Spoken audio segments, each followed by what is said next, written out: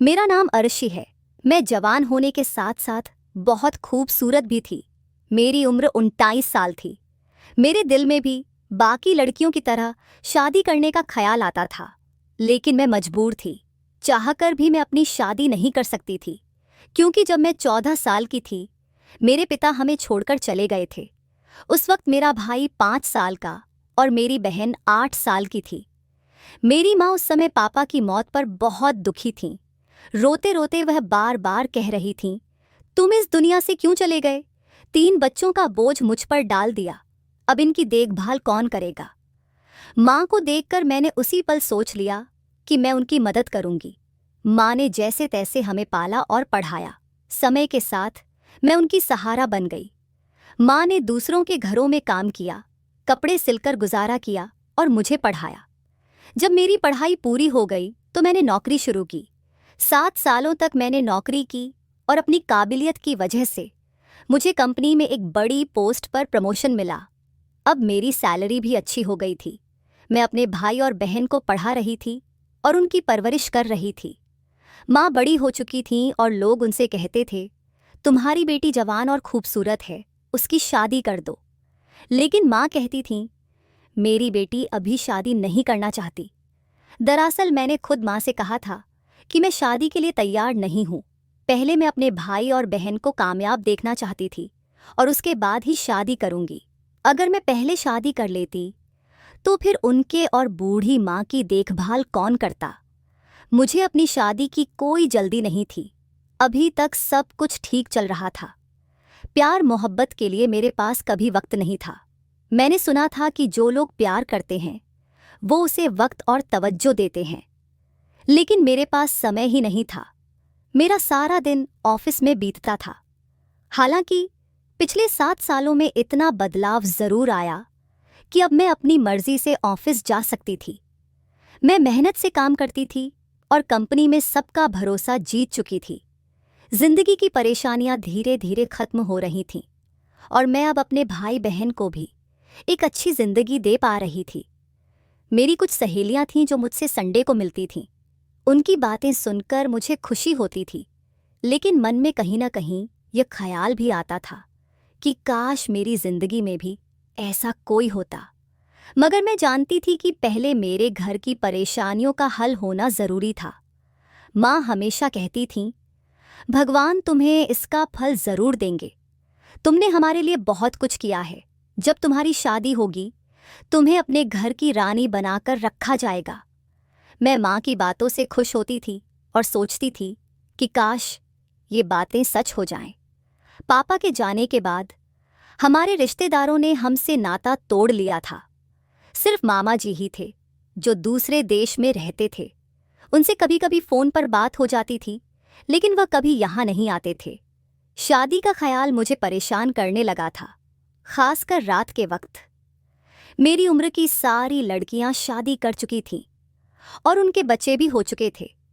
जब मैं अकेली होती थी तो सोचती थी कि काश मेरा भी कोई होता जिससे मैं अपना दिल हल्का कर सकती। लेकिन अपने भाई बहन के भविष्य के बारे में सोचकर मुझे अपनी भावनाओं पर काबू करना पड़ता था। मैं बेचैन नहीं थी, लेकिन मुझे एक सहारे की ज़रूरत थी। आजकल के ज़माने में हर लड़की के पास उसका सुख दुख बांटने वाला होता है। मेरे तो भाई बहन भी अपनी पढ़ाई में व्यस्त रहते थे। मेरी बहन की ग्रेजुएशन पूरी होने वाली थी और भाई भी ग्रेजुएशन कर रहा था। इस तरह जिंदगी गुजर रही थी। देखते देखते मेरी उम्र 30 साल हो गई। माँ ने मुझसे कहा, अब मैं और इंतज़ार नहीं करूँगी। तुमने हमारे लिए बहुत किया है, अब तुम्हारी शादी होनी चाहिए। मैंने माँ से कहा, पहले भाई की भी नौकरी लग जाए, फिर मैं शादी करूँगी। माँ कहने लगी, बेटा ऐसे तो बहुत समय लग जाएगा। मैं माँ को जैसे तैसे समझा बुझाकर शांत कर देती थी। मेरी अपनी स्कूटी थी और मैं उसी से ऑफिस की थी। ऑफिस आज का आती आकी जाती थी। एक दिन मैंने देखा कि एक अधिकारी कई दिनों से हमारे मोहल्ले में भीख मांग रहा था। हमारा मोहल्ला काफ़ी बड़ा था, लेकिन पिछले 1 हफ्ते से मैं एक व्यक्ति को रोज़ाना वहाँ देख रही थी। एक दिन मैं अपनी स्कूटी रोककर उसे गौर से देखने लगी। वह एक फटे पुराने कपड़े पहने हुए गंदे हालत में था। मुझे उस पर तरस आ गया और मैंने उसे आवाज़ देकर अपने पास बुला लिया। मैंने पर्स से RS100 निकालकर उसे दे दिए और कहा, अभी खुला नहीं है, यह रख लो। वह मुस्कुराया और पैसे अपने थैले में डाल दिए। अब यह रोज़ की बात हो गई थी। जब भी मैं मोहल्ले में आती जाती उसे पैसे दे देती। एक बार मैंने उसे फुटपाथ पर भी भीख मांगते देखा। मैंने तब भी उसे कुछ पैसे दिए। धीरे धीरे यह बात सामान्य हो गई कि वह मेरा इंतज़ार करता और जैसे ही मुझे देखता पैसे मांगने चला आता। हालांकि एक अजीब बात यह थी कि वह पैसे लेने के बाद लंबे समय तक मुझे घूरता रहता था। यह बात मुझे असहज करने लगी थी, लेकिन मैं नज़रअंदाज करके घर के अंदर चली जाती थी। एक दिन मैंने सोचा कि शायद वह भूखा होगा, इसलिए मैंने उसे रात के खाने के बाद खाना देने का निर्णय लिया। मैंने उसे आवाज़ दी और वह पास आ गया। जब मैंने उसे खाना दिया तो उसने फिर से अजीब नज़रों से मुझे देखा। मैंने उसे टोकते हुए कहा, खाना लो और जाओ। वह चुपचाप खाना लेकर चला गया, लेकिन उसकी नज़रें मेरे पीछे लगी रहीं। मैंने सोचा कि शायद वह बहुत अकेला और भूखा है, इसलिए मैंने उसे कहा कि वह रोज़ रात को खाना लेने आ सकता है। अगले दिन जब वह खाना लेने आया तो मेरी माँ ने भी इसे सही समझा और कहा, किसी भूखे को खाना खिलाना बहुत अच्छा काम है। फिर एक रात जब मैंने उसे खाना दिया, उसने मेरा हाथ पकड़ लिया। यह देखकर मैं डर गई। उसने कहा, डरो मत, मुझे आपसे कुछ कहना है। मैंने सोचा कि शायद उसे कुछ और चाहिए, इसलिए पूछा, क्या तुम्हें और पैसे या खाना चाहिए? लेकिन उसने कहा, नहीं, मैं आपसे मोहब्बत करता हूँ। जब भी आपको देखता हूँ मेरा दिल भर आता है। उसकी बात सुनकर मैं चौंक गई। मैंने गुस्से में कहा, तुम्हें शर्म नहीं आती? तुम एक गरीब भिखारी हो और ऐसी बातें कर रहे हो। उसने जवाब दिया, मैडम, मैं गलत कुछ नहीं कर रहा। मुझे आपसे मोहब्बत हो गई है और मैं आपको शादी के लिए प्रपोज कर रहा हूँ। मैंने तुरंत दरवाज़ा बंद कर लिया और अंदर चली गई। उसकी बातें मुझे परेशान कर रही थीं। अगले दिन जब मैंने अपनी दोस्त से इस बारे में बात की तो उसने कहा, वह भिखारी सिर्फ तुम्हारे पैसे और सहारे के लालच में है। उसे लगता है कि तुम्हें बेवकूफ़ बनाकर तुम्हारे पैसों पर आराम से जी सकेगा। मुझे ये बात समझ में आ गई। अगले दिन जब वह फिर से आया और वही बातें दोहराने लगा तो मैंने उसे धमकाते हुए कहा, अगर तुमने फिर से ऐसी बात की तो मैं पुलिस में शिकायत कर दूंगी। यह सुनकर वह हंसने लगा, जो मुझे और भी हैरान कर गया। उसने कहा, मैं किसी से भी नहीं डरता, मुझे सिर्फ तुमसे मोहब्बत है। सीधे सीधे मुझे जवाब दो कि तुम मुझसे प्यार करती हो या नहीं। मैंने उससे कहा, तुम बड़ी होशियार चीज़ हो, मुझे तुम्हारी असलियत का पता चल गया है। यह सुनकर उसके चेहरे के भाव बदल गए। वह बोला, तुम्हें मेरे बारे में आखिर क्या पता चल गया? मैंने जवाब दिया, मैं सब जान चुकी हूँ, तुम कौन हो और तुम्हारे दिमाग में क्या चल रहा है। मेरी बात सुनकर वह थोड़ा घबरा गया और पूछा, तुम कहना क्या चाहती हो? मुझे भी तो बताओ, तुम मेरे बारे में क्या जानती हो? मैंने कहा, तुम मुझे बेवकूफ़ बनाने की कोशिश कर रहे हो। तुम्हें लगता है कि मैं तुम्हारे जाल में फंस जाऊंगी और उसके बाद जो भी मैं कमाऊंगी उससे तुम अपनी ज़िंदगी आराम से जियोगे। यह सुनकर उसने गहरी सांस ली और कहा, अच्छा तो यही बात है, तो ठीक है, तुम अपना खाना और अपनी ज़िंदगी अपने पास रखो। अगर तुम्हें ऐसा ही लगता है तो मुझे तुमसे कुछ नहीं चाहिए। यह कहकर वह पलट गया और चला गया। मैं वहीं खड़ी उसे देखती रह गई। आज उसने खाना भी नहीं लिया था। मुझे लगा, ये तो बड़ा खुददार इंसान है, इतने कहने पर भी खाना नहीं लिया। मैं खाना हाथ में लिए वापस घर आई। मेरी छोटी बहन ने पूछा, दीदी, आप किससे बातें कर रही थीं? मैंने उसे बताया, एक भिखारी आया था, उसे खाना देने गई थी, लेकिन उसने खाना नहीं लिया। वह हैरान होकर बोली, क्यों नहीं लिया? मैंने कहा, पता नहीं, और किचन में खाना रखकर अपने कमरे में चली गई। मैं सोचने लगी, आखिर यह भिखारी चाहता क्या है? मैंने अपने दिमाग से उसकी बातें निकालने की कोशिश की और अपने करियर पर ध्यान लगाना चाहा। कुछ दिनों तक सब सामान्य रहा। उस भिखारी से मुलाकात होती तो मैं उसे बुलाकर पैसे देने की कोशिश करती, लेकिन उसने पैसे लेने से भी मना कर दिया था। अब तो वह खाना लेने भी नहीं आता था और जहां भी दिखता बस मुझे देखता ही रहता। कई महीने ऐसे ही गुजर गए। कभी कभी मैं उसे अपने ऑफिस के आसपास भी देख लेती थी, लेकिन वह मुझसे बात करने की हिम्मत नहीं करता था। मुझे उस पर तरस आने लगा। क्या वह सच में मुझसे मोहब्बत करता था? अब उसने मुझसे कोई बात करने की कोशिश भी नहीं की थी, न ही पैसे मांगे थे। एक दिन मैं अपने कमरे में लेटी हुई गहरी सोच में डूबी थी। भिखारी के बारे में सोच रही थी। क्या वह सच में मुझसे प्यार करता था? अगर वह मुझे बेवकूफ़ बना रहा होता तो मेरे डांटने के बाद भी मुझसे मिलने की कोशिश करता, लेकिन उसने मुझसे दूरी बना ली थी। उसकी आंखों में मुझे अब भी अपने लिए मोहब्बत दिखाई देती थी। फिर मैंने एक फैसला किया जो शायद मेरे लिए गलत था, लेकिन मेरे पास कोई और रास्ता नहीं था। मुझे उस पर तरस आने लगा और शायद मैं भी कहीं न कहीं उसे पसंद करने लगी थी। मुझे एहसास हो गया कि वह और मैं एक दूसरे के लिए नहीं बने थे। मैं एक पढ़ी लिखी, खूबसूरत मिडिल क्लास की लड़की थी जो अच्छी खासी कमाई करती थी, और वह एक मामूली भिखारी। लेकिन फिर भी मैं उसे नहीं भूल पाई। मैंने सोचा, अगर वह सच में मुझसे प्यार करता है और मेरा फ़ायदा नहीं उठाना चाहता तो शायद मैं उससे शादी कर सकती हूँ। मैं उसे कोई छोटा मोटा काम दिलवा दूंगी और खुद भी अपनी नौकरी जारी रखूंगी। मुझे पैसों की भूख नहीं है, मुझे सिर्फ प्यार और ध्यान चाहिए। वह मुझे प्यार करे, मेरा ख्याल रखे, मेरे लिए इतना ही काफ़ी है। अगले दिन मैंने उससे बात करने का फैसला किया, लेकिन अजीब बात थी कि वह पिछले 2-3 दिनों से कहीं नज़र नहीं आ रहा था। एक दिन मुझे वह एक शॉपिंग मॉल के बाहर दिखा जब मैं अपनी फ्रेंड के साथ शॉपिंग करने गई थी। मैंने उसे देखकर अपनी दोस्त से कुछ नहीं कहा, क्योंकि मुझे पता था कि वह लोग मेरा मजाक उड़ाएंगी। मैं चुपचाप उससे मिलने के लिए गई और उसे पार्क में चलने के लिए कहा। वहां जाकर मैंने उससे पूछा, तुम मुझे इतनी घूर घूर कर क्यों देखते हो?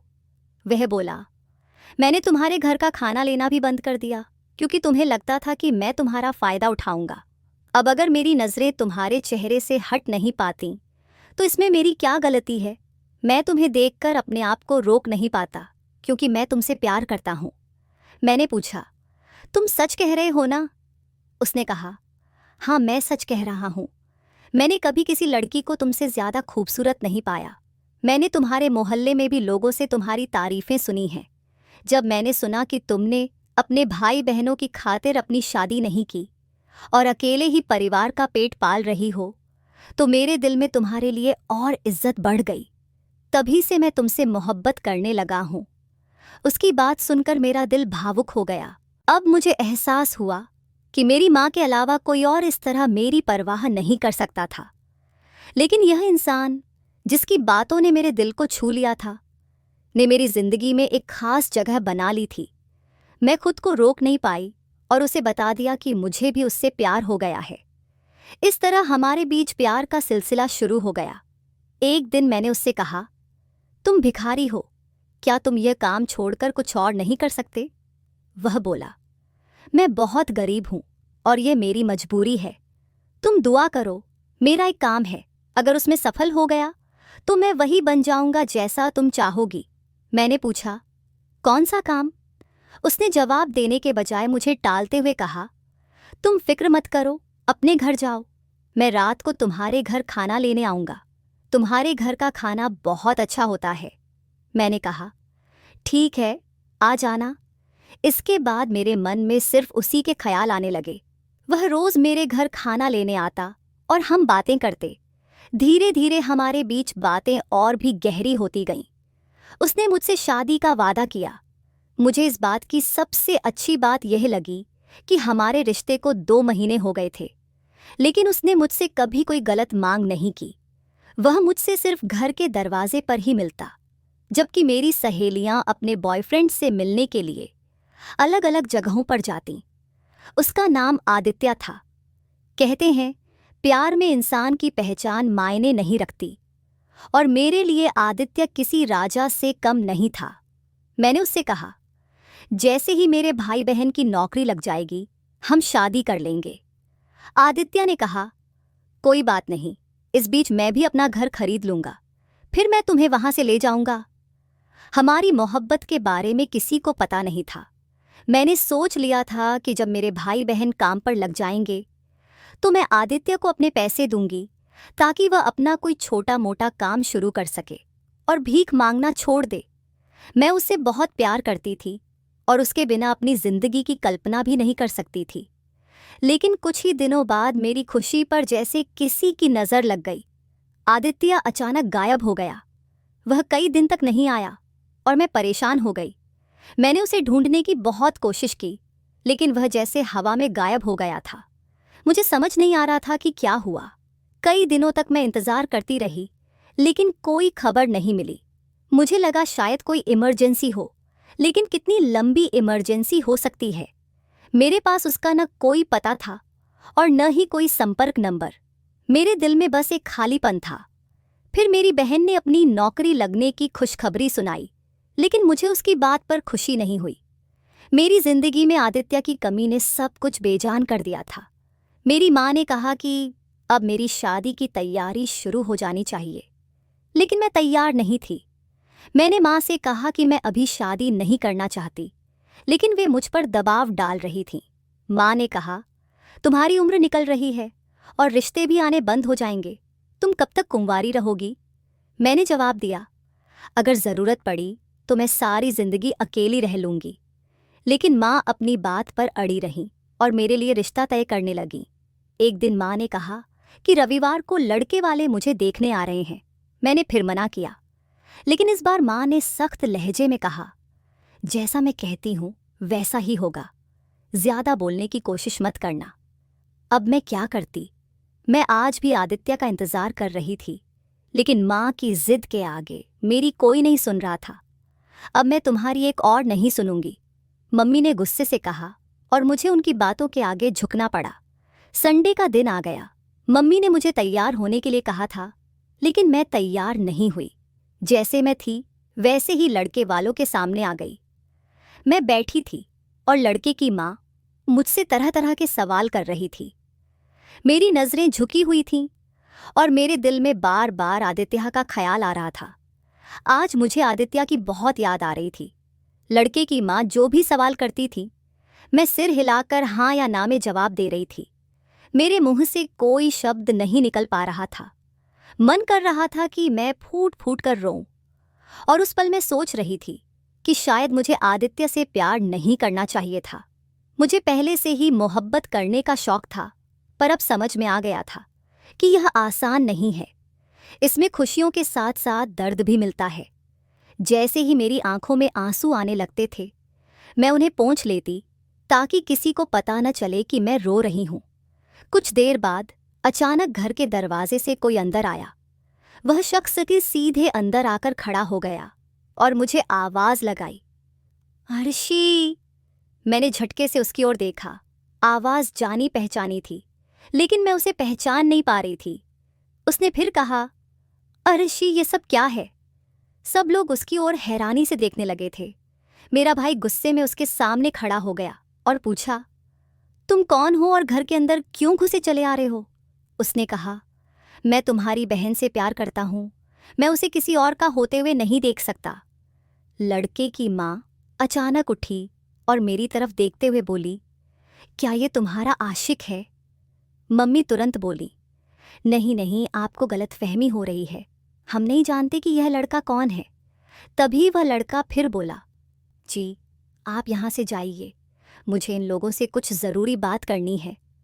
यह सुनकर लड़के की माँ गुस्से में बोली, तुमने हमें यहाँ बेइज्जत करने के लिए बुलाया है? और वे अपने बेटे को लेकर वहाँ से चली गईं। उनके जाते ही मेरे भाई ने उस लड़के का गिरेबान पकड़ लिया। मैं बस चुपचाप उसे देख रही थी, सोच रही थी कि ये सब क्या हो रहा है। भाई ने उसे मारने की कोशिश की, लेकिन उसने भाई का हाथ पकड़ लिया और बोला, मैं तुमसे शांति से बात करना चाहता हूँ। फिर उसने मेरी तरफ देखा और कहा, अर्शी, मैं आदित्य हूँ। मैं चौंक गई।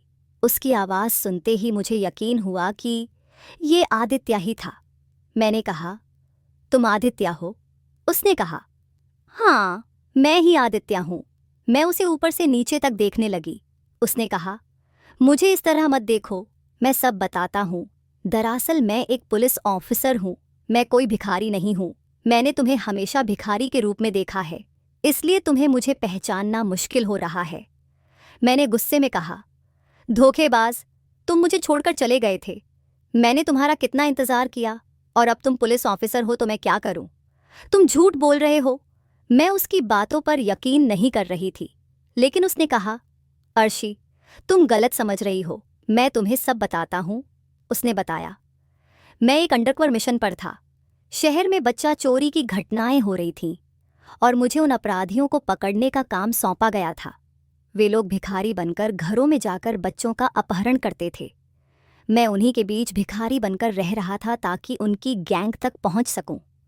6 महीने पहले हमने पूरी गैंग को पकड़ लिया था, लेकिन इस दौरान मुझ पर हमला हुआ और मुझे गोली लग गई थी। मैं अस्पताल में भर्ती था और तुम्हारे पास आने का कोई तरीका नहीं था। आदित्य ने अपनी टांग पर लगे जख्म को दिखाया और कहा, मुझे ठीक होने में समय लग गया। जब मैं ठीक हुआ तो मैं सबसे पहले तुम्हारे पास आना चाहता था। आज जब मैंने देखा कि तुम्हारे घर के सामने गाड़ी खड़ी है और पता चला कि तुम्हें देखने लड़के वाले आए हैं, तो मैं खुद को रोक नहीं पाया। मैं तुमसे बहुत प्यार करता हूं, अर्शी। आदित्य की बात सुनकर मेरी आंखों में आंसू थे। उसने कहा, मुझे माफ कर दो, मैं तुम्हें धोखे में नहीं रखना चाहता था, लेकिन अपने काम की वजह से मुझे अपनी पहचान छिपानी पड़ी। मैं तुमसे सच्चा प्यार करता हूं और चाहता हूं कि हम हमेशा साथ रहें। मेरे दिल में बस आदित्य की बातें गूंज रही थीं। मैं कुछ बोल नहीं पा रही थी। तभी मेरी मम्मी ने मेरी तरफ देखा और पूछा, क्या यह लड़का सच कह रहा है? मैंने धीरे से गर्दन हिलाई और मम्मी को इशारा किया कि हाँ, वह सच बोल रहा है। मम्मी ने फिर उससे पूछा, क्या तुम सच में मेरी बेटी से प्यार करते हो? आदित्य ने आत्मविश्वास से कहा, जी हाँ, अगर आपको कोई शक है तो मैं अपने पेरेंट्स को यहाँ ला सकता हूँ। आप मेरी जानकारी पुलिस स्टेशन से भी चेक कर सकती हैं। मैं अपने पुलिस स्टेशन का सीनियर ऑफिसर हूँ। फिर आदित्य ने बताया, अधिकारी बनने के दौरान मुझे आपकी बेटी से प्यार हो गया था। मैं खुद पर काबू नहीं कर सका और उसे प्रपोज कर दिया, लेकिन ऑन ड्यूटी होने के कारण कभी आपके घर आने की हिम्मत नहीं कर सका। आज मैं सब सच बताने के लिए अपने असली रूप में आपके सामने हूँ। आदित्य की बातें कहना सुनकर मम्मी ने कहा, ठीक है, तुम अपने पेरेंट्स को हमारे घर भेज दो। और वैसा ही हुआ। करीब 2 घंटे बाद आदित्य अपने पेरेंट्स को लेकर हमारे घर आ गया। उनके माता पिता ने खुशी खुशी मेरे लिए आदित्य का रिश्ता मांगा। मैं बहुत खुश थी कि आदित्य कोई मामूली आदमी नहीं, बल्कि एक सीनियर ऑफिसर था और मुझसे सच्चा प्यार करता था। जो भी गलतफहमियां मेरे दिल में थीं, वो सब खत्म हो गई थीं। जल्द ही हमारी शादी हो गई और अब हम दोनों खुशी खुशी अपनी जिंदगी बिता रहे हैं। आदित्य मेरे भाई बहन का भी बहुत ख्याल रखता है और एक बेटे की तरह मेरे परिवार की जिम्मेदारी भी संभालता है। अब वह मुझे जॉब करने की भी ज़रूरत नहीं समझता। एक दिन मम्मी ने मुझे दुआएं दी, तुम्हारा पति तुम्हें रानी बनाकर रखेगा। और सचमुच आदित्य मुझे किसी रानी से कम नहीं रखता, मेरी हर ख्वाहिश को पूरा करता है। उसके पेरेंट्स भी बहुत अच्छे हैं। आदित्य के साथ आने से मेरी जिंदगी पूरी तरह बदल गई।